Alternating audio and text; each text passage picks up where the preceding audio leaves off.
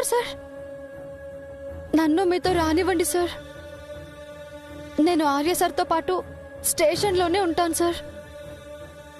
సార్కి మీరే నచ్చ చెప్పండి ప్లీజ్ సార్. డ్రైవర్ పోనీ. సార్ సార్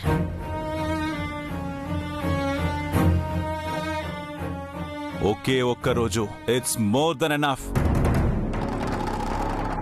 ఆయనకున్న పేరు పలుకుబడి దృష్ట్యా కాకుండా తన సేవానిరతికి విలువనిచ్చి తనకొక అవకాశంగా 24 గంటలు గడువు ఇవ్వడం అయింది.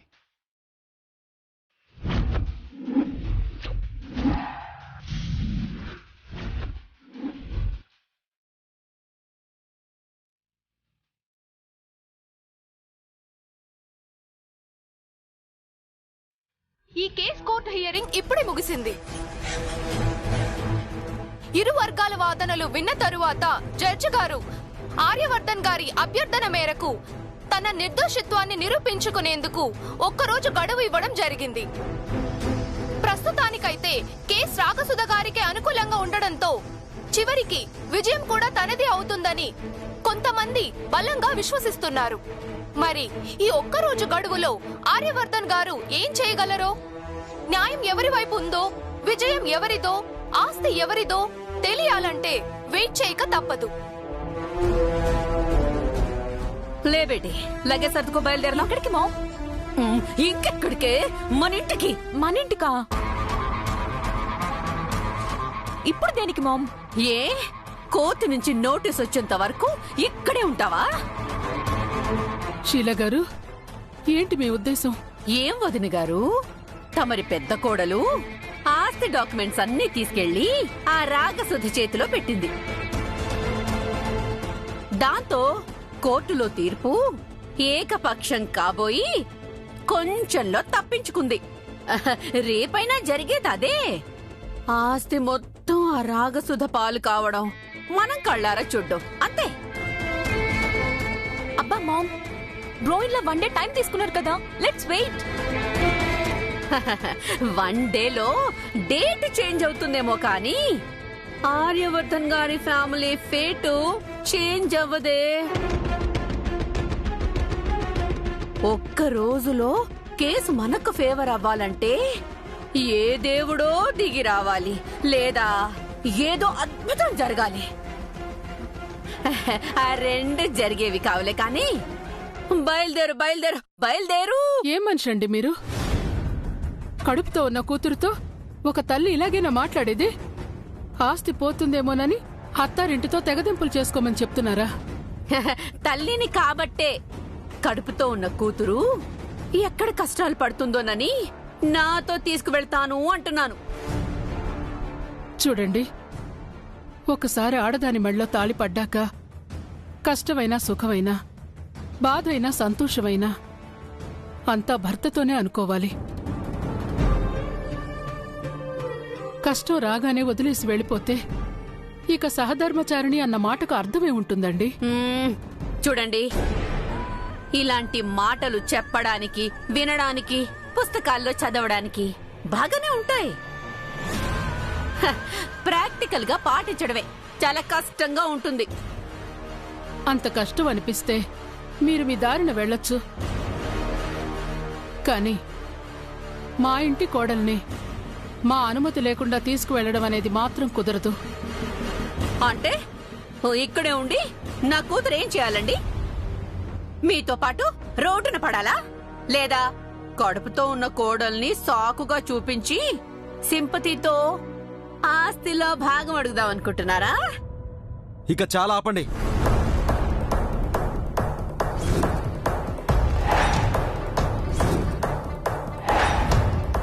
ఇక్కడ ఆస్తి కోసం పాకులాడే మనుషులు, దిగజారిపోయే మనుషులు ఎవరూ లేరు.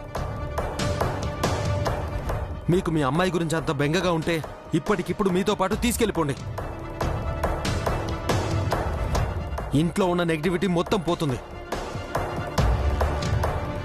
నీరజ్, ఏంటా మాటలు? కడుపుతో ఉన్న భార్యని వెళ్ళిపోమంటున్నావా? తెలివి ఉండే మాట్లాడుతున్నావా? లేకపోతే తనేం మాట్లాడుతుందో విన్నావా అమ్మా? తనకు బుద్ధి లేకపోయినా మనకుండాలి కదా. చూడండి షీలా గారు, మీరు తొందరపడి ఏవేవో ఊహించుకుని పిచ్చి పిచ్చి నిర్ణయాలు తీసుకోకండి.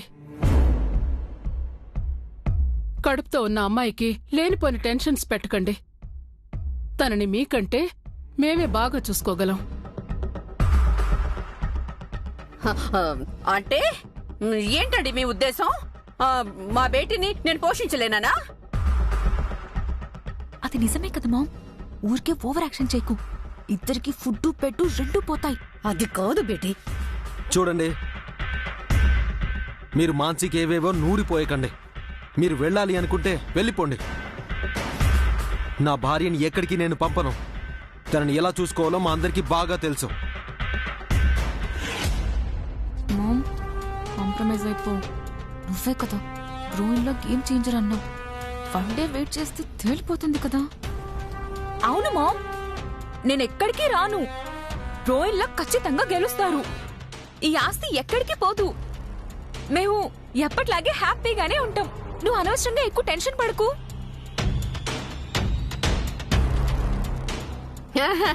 ఓకే సరే అయితే మీరు రాజీ పడ్డాక మధ్యలో నాకేంటి? అలాగే మీ ఇష్టం. మరి మీకు టికెట్లు బుక్ చేయాలా?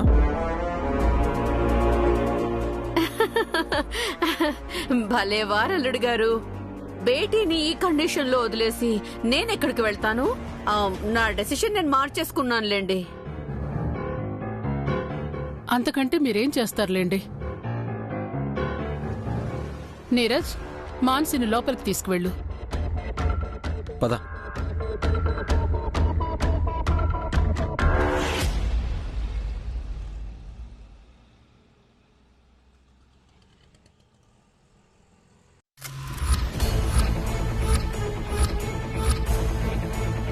న్యాయం గెలవాలి! న్యాయం గెలవాలి! ఆర్యవర్ధన్ గారిని గెలవాలి! ఆర్యవర్ధన్ గారిని గెలవాలి! న్యాయం గెలవాలి! న్యాయం గెలవాలి! ఆర్యవర్ధన్ గారిని గెలవాలి! న్యాయం గెలవాలి! న్యాయం గెలవాలి! ఆర్యవర్ధన్ గారిని ఆర్యవర్ధన్ గారిని ఆర్యవర్ధన్ గారిని ఆర్యవర్ధన్ గారిని న్యాయం న్యాయం ఆపండి. ఎందుకు ఈ గొడవ? కాసేపట్లో ఆర్యవర్ధన్ గారు ఇక్కడికి వస్తారు. అప్పటిలోపు మీరు ఇక్కడ క్లియర్ చేయకపోతే తీవ్ర పరిణామాలు ఎదుర్కోవాల్సి వస్తుంది. ఏం చేస్తారండి? మహా అయితే లాఠీ చార్జ్ చేస్తారు, లేదంటే జైల్లో పెడతారు. ఆర్య సార్ కోసం మా ప్రాణాలు ఇవ్వడానికే సిద్ధపడ్డాం. ఇవి మాకు లెక్కే కాదు, మాకు న్యాయం కావాలి. న్యాయం న్యాయం ఆర్యవర్ధన్ గారిని ఆర్యవర్ధన్ గారిని ఆర్యవర్ధన్ గారిని ఆర్యవర్ధన్ గారిని బాబాయ్. వీళ్ళంతా మీ బస్తీ జనాలే కదా? అవును సార్. మీరైనా నచ్చ చెప్పండి. కోర్టు నిర్ణయాన్ని వ్యతిరేకించడం కూడా కేసు అవుతుంది. లేనిపోని సమస్యల్లో ఇరుక్కోకండి. అలాగే సార్. న్యాయం న్యాయం ఆర్యవర్ధన్ గారిని ఆర్యవర్ధన్ గారిని. ఆగండి, నేను చెప్పేది వినండి.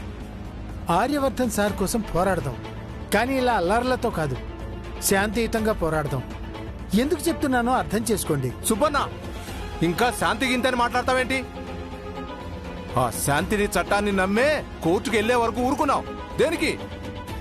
ఖచ్చితంగా సారుకు న్యాయం జరుగుతుందన్న నమ్మకంతోనే. మరి జరిగిందా? లేదే. అందుకే వీళ్ళకు మనదైన పద్ధతిలో చెప్తే గానీ అర్థం కాదు సుబ్బన్న. నువ్వు అనవసరంగా మా కట్టు రాకు. నా మాట వినమ్మా, వద్దు. కాస్త సామరస్యంగా మాట్లాడి చూద్దాం. సామరస్యంగా మాట్లాడడానికి అసలు వీళ్ళు మనకు అవకాశం ఇస్తేనే కదా. వీళ్ళందరూ ఆ న్యాయ వంచకురాలు రాగసుధకే సపోర్ట్ చేస్తున్నారు. అందుకే ఇంకా మాటల్లేవు గీటల్లేవు. అది పెట్రోల్ పోసుకుని తగలబెట్టుకుంటాననేసరికి ఆర్యసారిని స్టేషన్ లో కూర్చోబెట్టారు. మరి మనం ఎంత మందిని తగలబెట్టుకుంటామంటే ఆర్యసారిని విడిపించరా? అవును, ఆర్యవర్ధన్ గారిని విడిపించకపోతే ప్రాణ త్యాగానికైనా సిద్ధమే. అవును.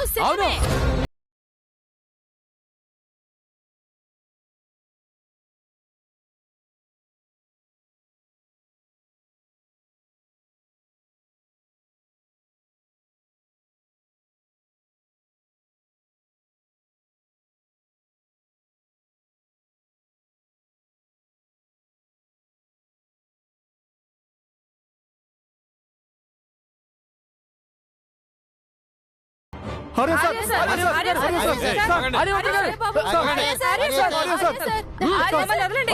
Arya sir, Arya sir, Arya sir, Arya sir. Sir, sir, sir, మీరు స్టేషన్కి వెళ్ళడానికి వీల్లేదు. మిమ్మల్ని ఎలా కస్టడీలోకి తీసుకుంటారో మేము చూస్తాం. ఎంత అన్యాయం జరుగుతుంటే మేము చూస్తూ ఊరుకోం. న్యాయం, న్యాయం, న్యాయం, Stop it. న్యాయం.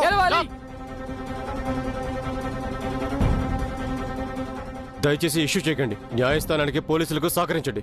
తప్పుకోండి. మేము తప్పుకో అంటే తప్పుకో. న్యాయం, న్యాయం, న్యాయం, తప్పుకుంటారా? లాఠీ చార్జ్ చేయమంటారా? న్యాయం, న్యాయం. Constable charge. Stop it.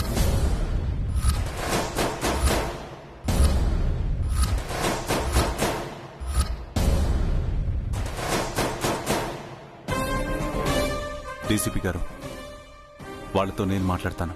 Please sir. చూడండి, మీరందరూ నా మీద చూపిస్తున్న అభిమానానికి చాలా కృతజ్ఞతలు. కానీ మనం ఎప్పుడూ చట్టాన్ని చేతుల్లోకి తీసుకోకూడదు. న్యాయం మన వైపు ఉన్నప్పుడు గెలిచే వరకు పోరాడాలి. సార్, ఇది మంచి కాదు కదా సార్. మనం న్యాయం చట్టం అని చేతులు ముడుచుకొని కూర్చుంటే లాభం లేదు సార్. ఎదురు నిలబడి గెలవాల్సిందే. ఆవేశపడకండి, నేను చెప్పేది వినండి. ఏ నమ్మకంతో అయితే మీరు ఇక్కడి వరకు వచ్చారో అదే నమ్మకంతో ఓపికగా ఎదురు చూడండి. మీ ప్రేమాభిమానాలు నాకు కొండంత అండగా నిలబడి నన్ను గెలిపిస్తాయి. దయచేసి పోలీసులకు సహకరించండి. సార్, ఎంతవరకు మీరేం చెప్పినా మేము విన్నాం. కానీ ఈ రోజు ఈ విషయంలో మీ మాట కూడా వినేది లేదు సార్. ఎందుకంటే మాకు ఈ చట్టం మీద నమ్మకం చచ్చిపోయింది సార్. కావాలంటే మమ్మల్ని తొక్కుకుంటూ మిమ్మల్ని స్టేషన్లోనికి తీసుకెళ్ళమనండి. అంతేకాని ఈ పోరాటం ఆపేది లేదు. చూడండి, నా కోసం మిమ్మల్ని మీరు ఇబ్బంది పెట్టుకోవడం కరెక్ట్ కాదు. ఇది నా సమస్య. మా బస్తీకి సమస్య వచ్చినప్పుడు మీరెందుకు మా సమస్య అని వదిలేయలేదు? అలాగే ఇప్పుడు కూడా మేము మీ సమస్యను కూడా వదిలేయలేం. న్యాయం, న్యాయం, న్యాయం, న్యాయం. న్యాయం,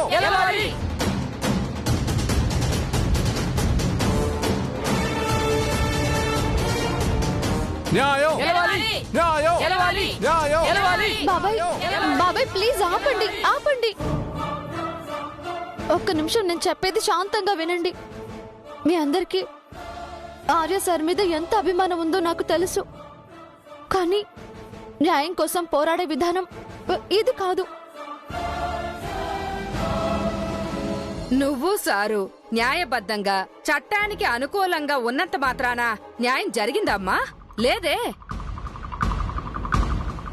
తప్పు చేసిన ఆ రాగసుధే అన్ని పన్నాగాలు పన్నుతుంటే ఏ తప్పు చేయని మనం ఎందుకు ఊరుకునే ఉండి భరించాలి?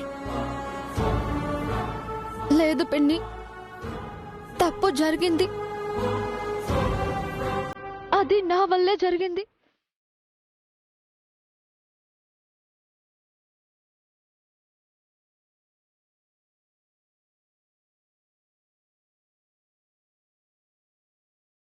అవును, నేను తెలివి తక్కువతో చేసిన పని వల్ల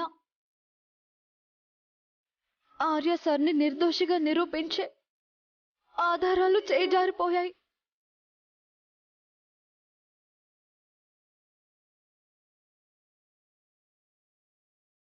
అందుకే కోర్టు కూడా మనకు అనుకూలంగా ఏమీ చేయలేకపోయింది. ఎందుకంటే చట్టానికి కావాల్సింది సాక్ష్యాలు, ఆధారాలే. ఇప్పుడు పరిస్థితి మనకు అనుకూలంగా లేదు. కానీ ఏదో ఒకలా సార్ని గెలిపించుకోవాలని ఒకరోజు గడువు తీసుకున్నాం. ఈ ఒక్క రోజులో సార్ని గెలిపించేందుకు అన్ని రకాలుగా ప్రయత్నించాలి. అందుకు నాకు మీ సహకారం కూడా కావాలి. ఏం చేయమంటావో చెప్పమ్మా. దయచేసి ఎలాంటి గొడవ చేయకుండా సార్ని కస్టడీలోకి వెళ్ళనివ్వండి. ఎందుకు చెప్తున్నానో అర్థం చేసుకోండి బాబాయ్. నేను చేసిన తప్పు వల్ల సార్కి సమస్య వచ్చి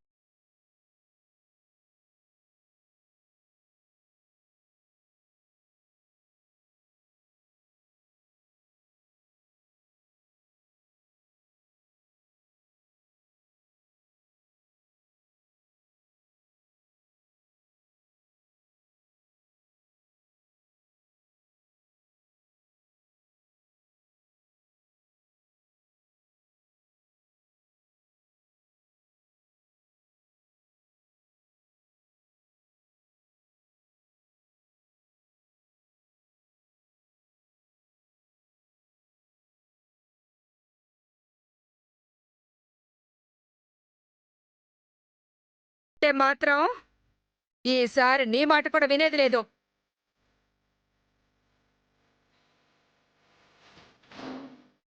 ఏమనుకోకండి డీసీపీ గారు, సార్ లాంటి మంచి వ్యక్తికి అన్యాయం జరుగుతుందనే ఆరాటంలో ఇలా ఆవేశపడ్డారు అంతే. మీకు ఇబ్బంది కలిగించుంటే క్షమించండి సార్. అరే సార్, మీ మాట కూడా వినకుండా వాళ్ళు మిమ్మల్ని ఇబ్బంది పెట్టారు, క్షమించండి సార్. అలాంటిదే లేదు సుబ్బు గారు. వీళ్ళ అభిమానం, నా కోసం నిలబడిన తెగింపు నాకు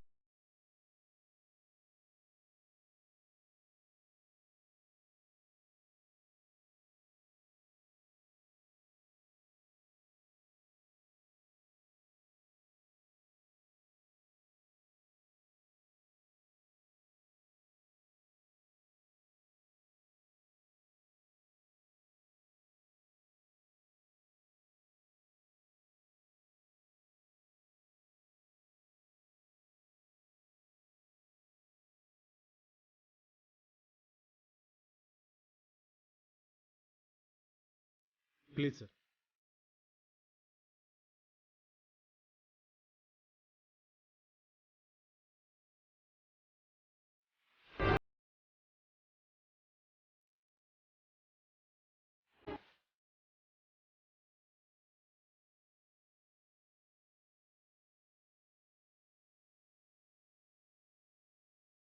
ఈ 24 గంటల్లో ఆయన ఆస్తి తనదే అన్న ఆధారాలతో తన నిర్దోషిత్వానికి సాక్ష్యాలను కాని కోర్టులో ప్రవేశపెట్టలేకపోతే రాగసుధ కోర్టుకు సబ్మిట్ చేసిన డాక్యుమెంట్స్ని పరిగణలోకి తీసుకొని ఆస్తి మొత్తం తనకే చెందుతుంది అనేలా తుది నిర్ణయం ఉంటుంది.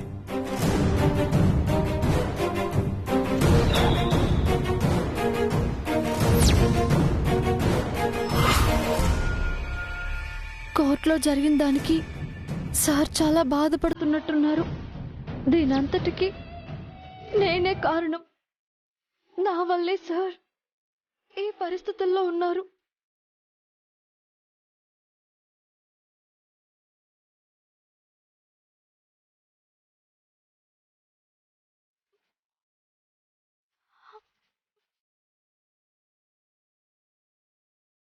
సార్,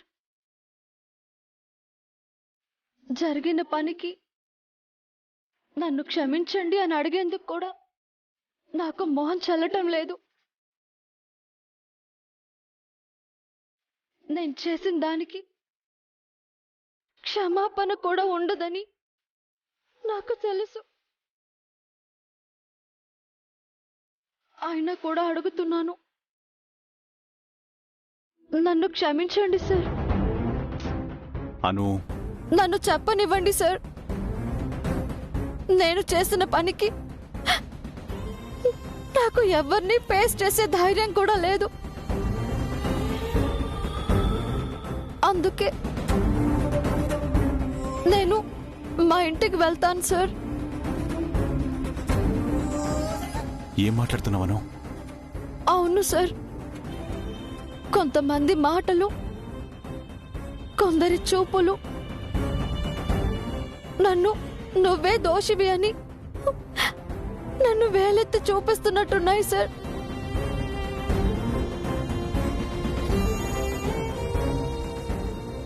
వాళ్ళ ఉద్దేశంలో ఎలాంటి తప్పు లేదు. ఎందుకంటే ఒక్కసారి తప్పు చేస్తే తెలియనితనం, రెండోసారి చేస్తే అమాయకత్వం. పదే పదే చేస్తూ పోతే అది నిర్లక్ష్యం. ఆ నిర్లక్ష్యం వల్లే మిమ్మల్ని ఇలా చూడాల్సిన పరిస్థితి వచ్చింది. వాటన్నింటికంటే ఇదే నన్ను ఎక్కువగా బాధిస్తుంది. నేను మీకు దూరంగా ఉన్నా కూడా దీనికన్నా ఎక్కువగా బాధిస్తుంది.